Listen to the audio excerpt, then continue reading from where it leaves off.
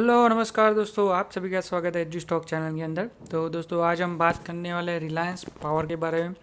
तो यहाँ पे एक न्यूज़ निकल के आई है, मनी कंट्रोल का ये आर्टिकल है, तो उसके बारे में हम डिस्कस करते हैं। तो कौन सी न्यूज़ है उसके बारे में हम डिस्कस करेंगे आगे। उससे पहले अगर आप चैनल पर नए हैं तो चैनल को सब्सक्राइब कर दीजिए और बाजू में रहे बेल आइकन को प्रेस कर दीजिए, जिससे आने वाली सभी वीडियो की नोटिफिकेशन आपको मिलते रहे।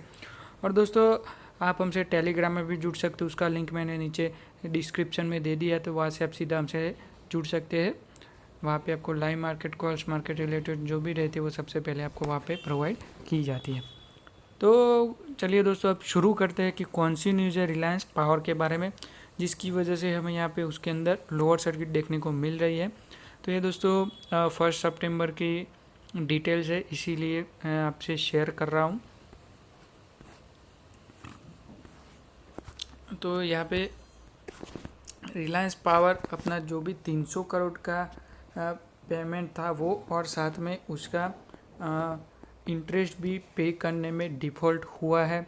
इसकी वजह से हमें यहाँ पे इसके अंदर डाउन साइड देखने को मिला है। तो 300 करोड़ का यहाँ पे प्रिंसिपल अमाउंट थी, और साथ में उनका यहाँ पे देखिए 2.2 करोड़ का यहाँ पे इंटरेस्ट था।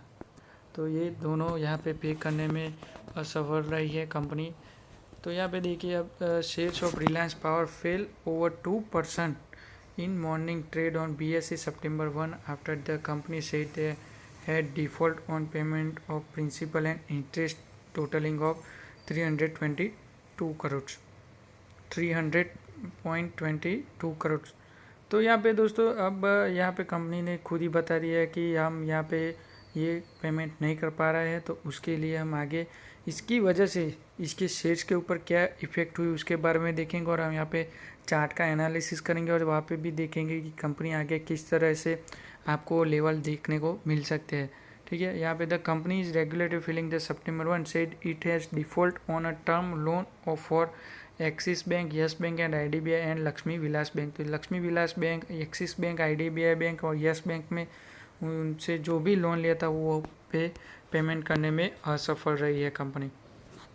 तो कंपनी के ऊपर टोटल यहाँ पे अभी आउटस्टैंडिंग बोरोइंग कितनी है, तो 1219 करोड़ की यहाँ पे कंपनी के ऊपर बोरोइंग है, और साथ में कंपनी के ऊपर डेप्ट बहुत ही बड़ा है, उसका भी मैं आपको यहाँ पे बता रहा हूँ। कंपनी के ऊपर डेप्ट लगातार बढ़ता जा रहा है, और कंपनी की रेवेन्यू सेल्स यहाँ पे डाउन होती हुई नज़र आ रही है दोस्तों। तो चलिए हम देख लेते पहले उसके कुछ बेसिक्स डिटेल, फिर आगे मैं आपको यहाँ पे उसके चार्ट के लेवल भी बताऊँगा। तो जैसे कि दोस्तों आप जानते हो कि रिलायंस पावर एक अनिल अंबानी ग्रुप की कंपनी है, ADAG ग्रुप की कंपनी है, अनिल धीरूभाई अंबानी ग्रुप की।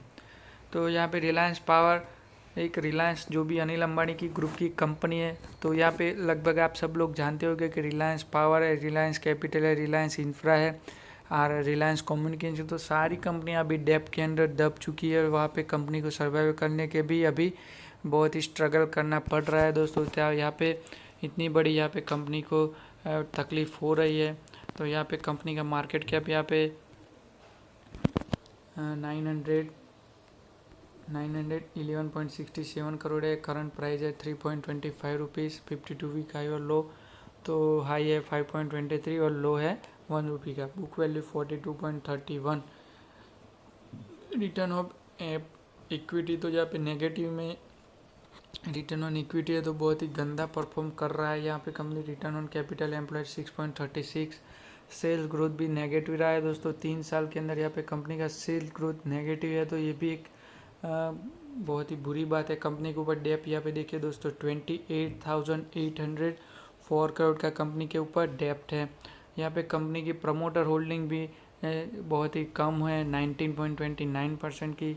कंपनी ने जो भी प्रमोटर है उनकी होल्डिंग में से 5.97% की शेयर्स यहाँ पे प्लेस किए हुए हैं। तो यहाँ पे देखिए दोस्तों कंपनी के ऊपर ये की प्रोज है, ये भी कोई देखने वाली, लेकिन यहाँ पे उसके कॉन्स देख लेते हैं। तो company has low interest over ratio the company has delivered poor growth of 1.84 over past 5 year. तो पास्ट 5 साल में कंपनी ने 1.84% का ही ग्रोथ किया, तो बहुत ही गंदा ग्रोथ कह सकते हैं। Promoter holding is low, company has low return on equity of 1.58% for last year.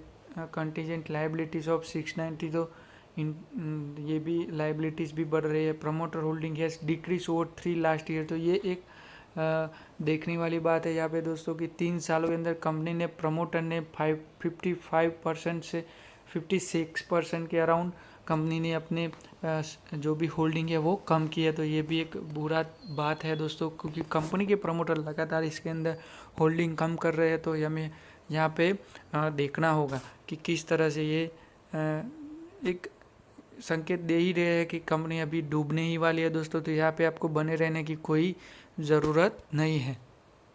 यहाँ पे देखिए दोस्तों, अब सेल्स की बात करते हैं तो यहाँ पे आप सब लोग देख रहे होंगे कि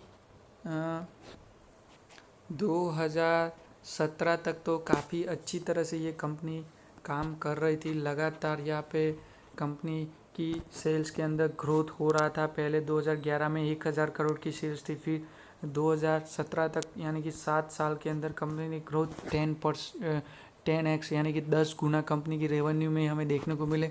फिर उसके बाद 2018 से हमें यहाँ पे कंपनी की सेल्स ग्रोथ में लगातार डाउन साइड देखने को मिला है।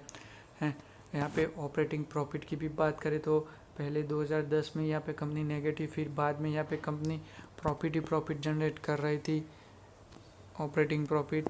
और यहाँ पे हम नेट प्रॉफिट की बात करें तो यहाँ पे कंपनी का नेट प्रॉफिट पहले 600 करोड़ था, फिर वहाँ पे बढ़ता यहाँ पे 2017 तक कंपनी का नेट प्रॉफिट 840 करोड़ रहा। फिर यहाँ पे एक बार 2018 में 2952 करोड़ का प्रॉफिट है। फिर यहाँ पे लास्ट 2 क्वार्टर के अंदर हमें यहाँ पे नेगेटिव यानी कि 4000 करोड़ का लॉस बता रहे हैं। तो कंपनी के अंदर अब कुछ भी बचा नहीं रहा है, कंपनी लगातार लॉसेस बुक कर रही है। कंपनी की जो भी लाइबिलिटीज है वो भी बढ़ रही है यहाँ पे दोस्तों। तो यहाँ पे कंपनी के पास अभी कुछ है नहीं। कंपनी की यहाँ पे बोरोइंग देख लीजिए दोस्तों, टोटल लाइबिलिटीज यहाँ पे देखते हैं तो लगातार बढ़ती ही नज़र आ रही है। अभी 58 से 53 करोड़ के आसपास की कंपनी की लाइबिलिटीज़ है दोस्तों। तो कंपनी की मार्केट कैप ओनली 1000 करोड़ के आसपास है और उनके ऊपर लाइबिलिटीज़ है 58 से 58 करोड़ के आसपास। तो बहुत ही बड़ी लाइबिलिटीज़ है दोस्तों यहाँ पे। अब बात करते हैं उसके शेयर्स के चार्ट के ऊपर। तो यहाँ पे देखिए दोस्तों, अभी 3.30 रुपये के आसपास कंपनी के यहाँ पे रेजिस्टेंट लेवल है। 3 बार यहाँ पे सपोर्ट लिया हुआ है, तो यहाँ से आपको थोड़ा बाउंस बैक दे सकता है। यहाँ से अगर किसी को यहाँ पे फ्रेश पोजीशन बनानी है तो वो थोड़ी सी रिस्क लेकर यहाँ से बना सकते हो और 4 रुपये के आसपास यहाँ से आपको यहाँ पे एग्ज़िट कर देना है। तो 3.30 के आसपास यहाँ से आप बाय कर सकते हैं अगर यहाँ पे रेजिस्ट करता है आज के दिन को तो, ठीक है। और वहाँ से अगर डाउन होता है तो फिर आपको यहाँ से इसके अंदर एग्ज़िट हो जाना है, क्योंकि यहाँ पे कोई भी वॉल्यूम तो देखने को नहीं मिल रही है, साथ में यहाँ पे कोई सपोर्ट भी नहीं है। तो फिर यहाँ से आपको बहुत ही गंदा डाउन साइड ये देखने को मिल सकता है। लेकिन यहाँ से अगर कम बैक करता है कंपनी तो फिर आपको यहाँ से 4 रुपये के आसपास यानी कि 3.75 से 4 रुपये के आसपास के लेवल देखने को आराम से मिल सकते हैं, ठीक है। तो दोस्तों, आपको अगर ये वीडियो अच्छा लगे तो लाइक कीजिए, कमेंट कीजिए और शेयर कीजिए। Thank you.